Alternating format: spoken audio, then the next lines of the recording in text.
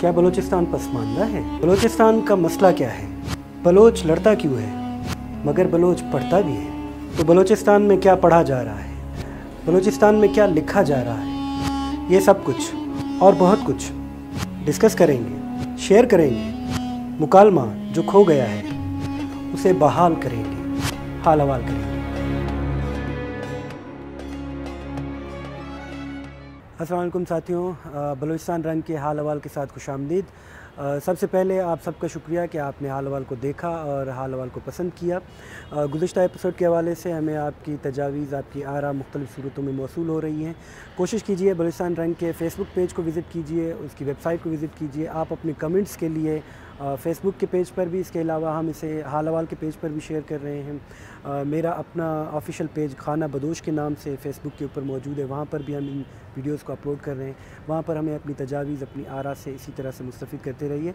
आज हम बात करेंगे, एक तो गुज़िश्ता जो हमने एपिसोड किया था बलोच तलबा सियासत के हवाले से, और इत्तेफाक से इसी हफ़्ते में ही एक मार्च आपने देखा पूरे पाकिस्तान में हुआ। इस सिलसिले में कोयटा में भी एक स्टूडेंट मार्च हुआ, उसमें बलूचिस्तान के तलबा ने और बलोच तलबा ने बड़ी तादाद में शिरकत भी की।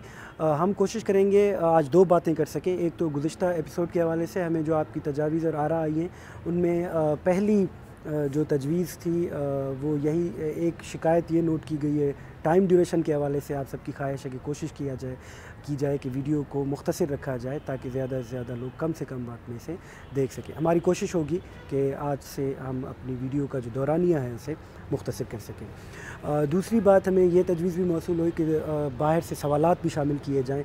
इसकी हम कोशिश करेंगे कि सवालात की कोई सूरत बना सकें। या तो ये हो सकता है कि हम जिस मौजू पर बात करने जा रहे हैं वो आपसे फ़ेसबुक पेजेस के ज़रिए पहले से शेयर कर लिया जाए ताकि आप अपनी तजावीज़ या सवालात या राय, जो भी आपका कमेंट हो, आप हमसे शेयर कर सकें।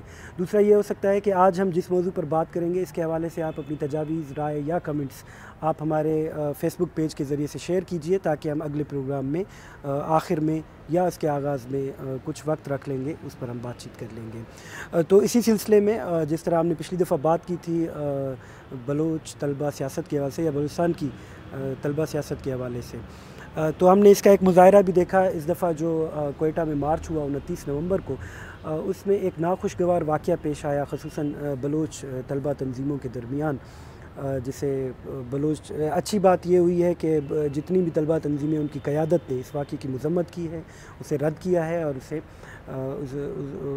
उसके हवाले से अपने तालिब इल्मों को और अपने अराकीन को रोकने की कोशिश की है कि इस हवाले से कि मज़ीद किसी इक़दाम का हिस्सा ना बने। लेकिन बहरहाल जो हुआ वो किसी सूरत में भी अच्छा नहीं था।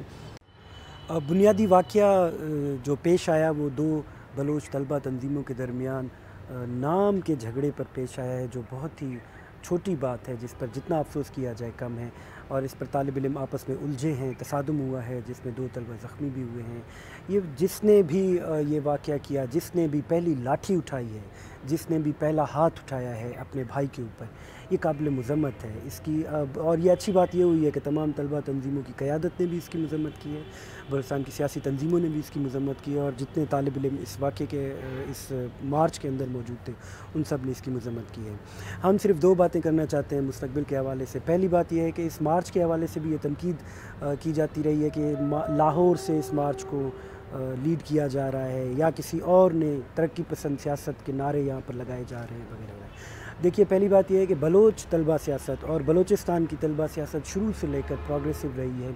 1960 की दहाई से या उससे भी पीछे चले जाएं, हमने पिछली दफ़ा बात की थी 1920 की दहाई में जो पहली सियासी और फ़िक्री तंजीम की बुनियाद रखी गई है वो भी तरक्की पसंद सियासत ही रही है। इसलिए तरक्की पसंदी की बात चाहे लाहौर में हो, चाहे इस्लामाबाद में हो, आवारान में हो, तुर्बत में हो, या अमेरिका में हो, यूरोप में हो, तरक्की पसंदी की बात जहाँ पर भी होगी वो हमारी और आपकी बात होगी, वो बलोच की बात होगी। इसलिए हमें उसका साथ देना चाहिए बिला किसी झिझक के और बिला किसी तरद्दुद के, बिला किसी तकल्लुफ़ के।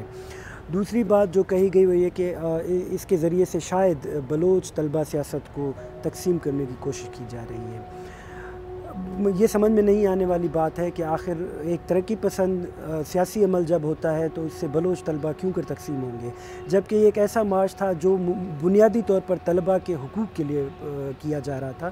اس لیے اس میں تمام طلبہ تنظیموں کی نمائندگی ہونا لازمی تھی، چاہے آپ کو دعوت دی گئی ہو چاہے آپ کو دعوت نہ دی گئی ہو۔